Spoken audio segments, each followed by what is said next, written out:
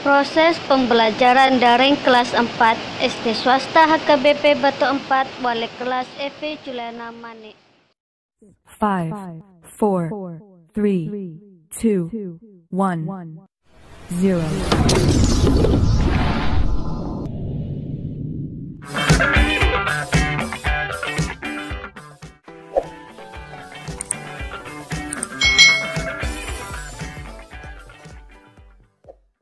Hari ini kita akan belajar bersama-sama untuk mata pelajaran tematik kelas 4. Kita belajar di tema 4 berbagai pekerjaan, subtema 1 jenis-jenis pekerjaan, pembelajaran yang ketiga. Mari adik-adik kita belajar dengan penuh semangat. Warisan budaya Indonesia yang dikenal dunia tidak hanya batik adik-adik. Di bidang olahraga, pencaksilat juga merupakan warisan budaya yang mendunia. Tahukah kamu pesilat Indonesia? Nah, kita akan belajar tentang pencaksilat adik-adik. Salah satu pesilat Indonesia adalah Iko Uwais. Nah, Iko Uwais ini adalah salah satu atlet silat Indonesia. Ia telah menekuni dunia silat lebih dari 10 tahun. Iko Uwais ini berhasil menduduki urutan ketiga dalam gelaran turnamen silat Provinsi Jakarta pada tahun 2003. 2 tahun kemudian ia berhasil menjadi juara. Iko adalah juara di kejuaraan silat nasional kategori demonstrasi. Iko beberapa kali mengikuti kegiatan pencaksilat di luar negeri seperti di Inggris, Rusia, Laos, Kamboja, dan Prancis. Pencaksilat itu merupakan seni bela diri bangsa Indonesia. Hampir tiap daerah di Nusantara ini memiliki tokoh pendekar silat kebanggaan.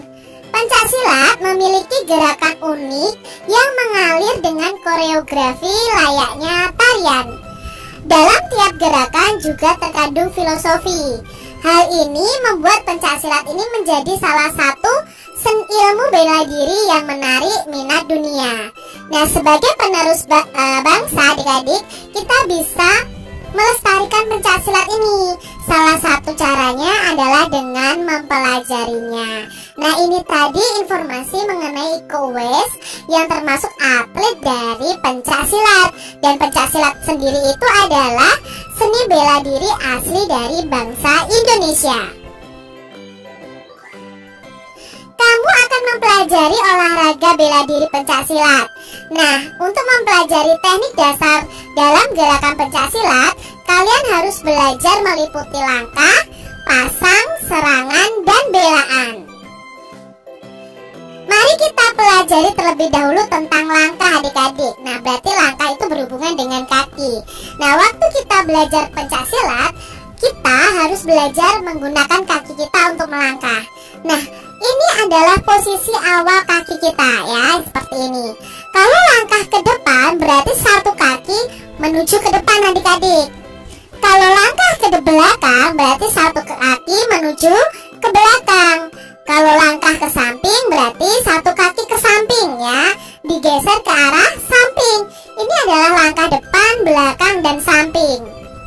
Lalu ada langkah serong ke depan, berarti serong ke arah depan adik-adik ya, serong. Lalu ada serong ke arah belakang. Coba adik-adik praktekkan langkah ke depan tadi, langkah ke belakang, langkah samping, lalu serong depan, serong ke belakang dengan kaki kalian secara bergantian. Karena langkah kaki ini akan berhubungan dengan gerakan kuda-kuda yang nantinya akan kalian pelajari selanjutnya. Amati gambar tentang pola langkah dalam pencaksilat berikut. Nah, ini adalah pola langkah pada pencaksilat adik-adik. Jadi A1 dan A2 ini adalah posisi kaki kita. A1 itu kaki kiri, A2 itu kaki kanan. Nah, kalau A1 ini kaki kiri ini melangkah ke D1 ke depan sini, maka disebut langkah lurus depan kiri. Kalau A2 yang melangkah ke D1, maka disebut langkah lurus depan kanan. Kalau A1 menuju D2, maka disebut langkah lurus mundur kiri. Nah, kalau kaki A2, kaki kanan kita, menuju ke D2, maka langkah lurus mundur kanan. Jika A1 ini menuju B1, maka langkah samping kiri. Kalau A2, kaki kanan, menuju ke B2, itu disebut langkah samping kanan. Jika A1 menuju C1, itu disebut langkah serong ya. Serong itu besarnya sudut 45 derajat adik-adik. Berbeda dengan kalau langkahnya itu tadi misalnya tegak lurus itu 90 derajat adik-adik. Jadi kalian harus ketahui. Lalu kalau A2 ke C2 itu langkah serong depan kanan. A1 ke C3 itu berarti ke belakang ya, berarti langkah serong belakang kiri. Dan A2 kalau ke C4 maka disebut langkah serong belakang kanan. Itu tadi pola langkah dalam pencak silat. Kemarin kamu sudah belajar tentang pentingnya bekerja pada pembelajaran sebelumnya. Nah, hari ini kita akan membaca cerita tentang semut dan belalang. Cerita ini memberikan contoh akibat seorang tidak mau bekerja. Mari kita simak ya adik-adik ya, cerita tentang semut dan belalang. Semut dan belalang. Di tengah hutan hiduplah seekor semut yang sangat rajin. Setiap hari semut itu selalu bekerja mengumpulkan makanan dan menyimpannya di dalam lumbung. Teriknya matahari dan derasnya air hujan tidak mengurangi semangat sang semut untuk mengumpulkan makanan. Dengan bersusah payah, sang semut ini bekerja keras untuk membawa makanan, kemudian dikumpulkan dan disimpan di dalam lumbung rumahnya. Pada suatu hari, ketika sedang bekerja, sang semut itu bertemu seekor belalang yang sedang asik berjemur sambil bermalas-malasan. "Hai Mut, kamu sedang apa?" tanya belalang. "Aku sedang mengumpulkan makanan untuk persiapan musim dingin," jawab semut.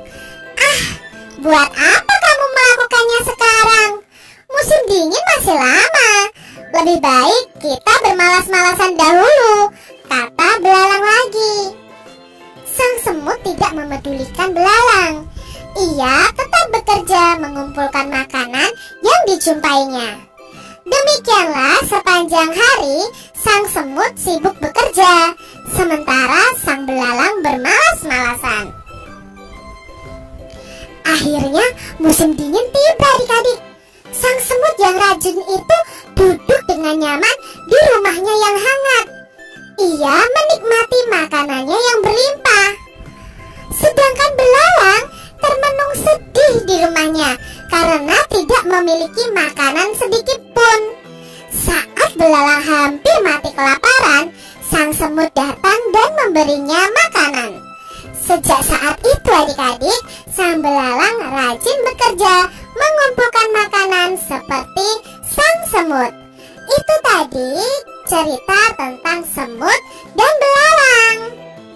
Diambil dari anaknusantara.com. Tulislah atau ungkapkan pendapatmu tentang sikap yang diperlihatkan oleh semut dan belalang tadi adik-adik. Sikap yang perlu kita contoh adalah sikap semut. Dengan bekerja, kita dapat menyimpan persediaan makanan yang dibutuhkan pada saat tertentu. Tahukah adik-adik siapa ya yang bekerja agar lingkungan kita tetap terlindungi? Ya, mereka adalah pecinta lingkungan. Nah, pecinta lingkungan ini bekerja untuk menjaga lingkungan. Mereka adalah orang-orang yang bekerja untuk melindungi lingkungan tanpa imbalan atau bayaran loh adik-adik. Pencinta lingkungan itu bekerja di berbagai wilayah. Nah, adik-adik bisa menjadi seperti mereka. Tugas pecinta lingkungan adalah menjaga lingkungan dari perusakan dan pencemaran akibat ulah manusia. Adik-adik dapat menjadi bagian dari mereka yang peduli terhadap lingkungan. Adik-adik bisa membuat rencana kegiatan agar sumber daya alam di sekitar kita terjaga. Kalian bisa memilih 2 sumber daya alam, lalu rencanakan 3 kegiatan untuk menjaganya. Contohkan 3 kegiatan, yaitu tidak membuang sampah ke sungai, menanam banyak pohon, dan melakukan penghijauan ya. Lalu alat yang dibutuhkan Kak Citra adalah keranjang sampah dan cangkul. Selain itu, sumber daya alam yang akan Kak Citra jaga adalah air sumur. Nah, rencana kegiatannya tidak membuang sampah ke dalam sumur, membersihkan sumur, menghemat penggunaan air bersih. Nah, alat yang dibutuhkan apa? Keranjang sampah dan alat-alat kebersihan. Nah, mungkin adik-adik bisa memilih sumber daya alam yang lain, misalnya hewan dan tumbuhan. Nah, rencana kegiatannya apa untuk memelihara tumbuhan? Rencana kegiatannya apa untuk memelihara hewan kalian? Kalian bisa tuliskan, buat tabel seperti Kak Citra ini. Tulislah laporanmu. Laporan harus memuat 2 sumber daya alam yang dipilih, kegiatan untuk menjaganya, alat yang dibutuhkan, dan rencana selanjutnya. Nah, Kak Citra, nah itu tadi adik-adik pembahasan kita di pembelajaran tematik kelas 4, tema 4, subtema 1, pembelajaran 3.